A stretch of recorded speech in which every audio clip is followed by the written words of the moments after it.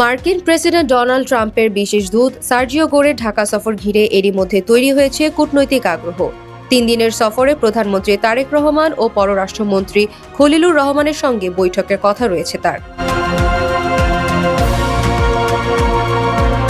সফরে গুরুত্ব পেতে পারে বাংলাদেশ যুক্তরাষ্ট্রের দ্বিপক্ষীয় সম্পর্কের নানা দিক, বিশেষ করে বাণিজ্য, বিনিয়োগ ও শুল্ক নীতি নিয়ে হতে পারে গুরুত্বপূর্ণ আলোচনা। বাংলাদেশের রপ্তানি সম্প্রসারণ এবং মার্কিন বিনিয়োগ বাড়ানোর সম্ভাবনাও থাকতে পারে আলোচনার টেবিলে।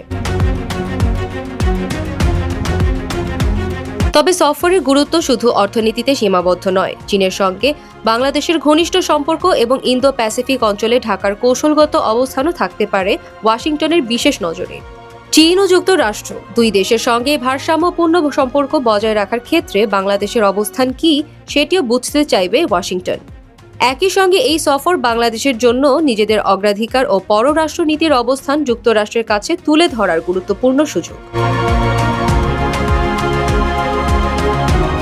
আলোচনায় থাকতে পারে দীর্ঘদিনের রোহিঙ্গা সংকটও। মিয়ানমার থেকে বাস্তুচ্যুত রোহিঙ্গাদের নিরাপদ প্রত্যাবাসনে আন্তর্জাতিক সহযোগিতা বাড়াতে দীর্ঘদিন ধরে কাজ করছে বাংলাদেশ। সফরকালে রোহিঙ্গা ক্যাম্প পরিদর্শনের কর্মসূচি রয়েছে সার্জিও গোরের। ফলে প্রত্যাবর্তন প্রক্রিয়া এবং এই সংকট সমাধানে যুক্তরাষ্ট্রের ভবিষ্যৎ ভূমিকা নিয়েও হতে পারে গুরুত্বপূর্ণ আলোচনা। এর বাইরে গণতান্ত্রিক প্রতিষ্ঠান, সুশাসন, রাজনৈতিক স্থিতিশীলতা, নিরাপত্তা সহযোগিতা এবং আঞ্চলিক স্থিতিশীলতার মতো বিষয়ও আলোচনায় আসতে পারে। সব মিলিয়ে সার্জিও গোরের সফরের এজেন্ডা হতে পারে বহুমাত্রিক, যেখানে অর্থনীতি ও কূটনীতির পাশাপাশি গুরুত্ব পেতে পারে বৃহত্তর ভূরাজনৈতিক বাস্তবতাও।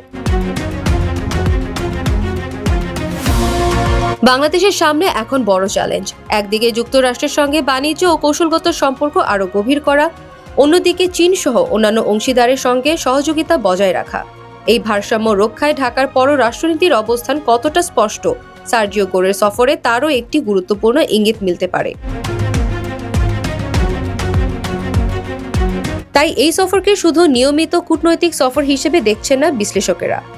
বাণিজ্য, বিনিয়োগ, রোহিঙ্গা সংকট কিংবা চীন যুক্তরাষ্ট্রের ভূরাজনৈতিক সমীকরণ সবকিছু মিলিয়ে সার্জিও গোরের ঢাকা সফর হতে পারে বাংলাদেশ যুক্তরাষ্ট্র সম্পর্কের নতুন অধ্যায়ের গুরুত্বপূর্ণ সূচনা।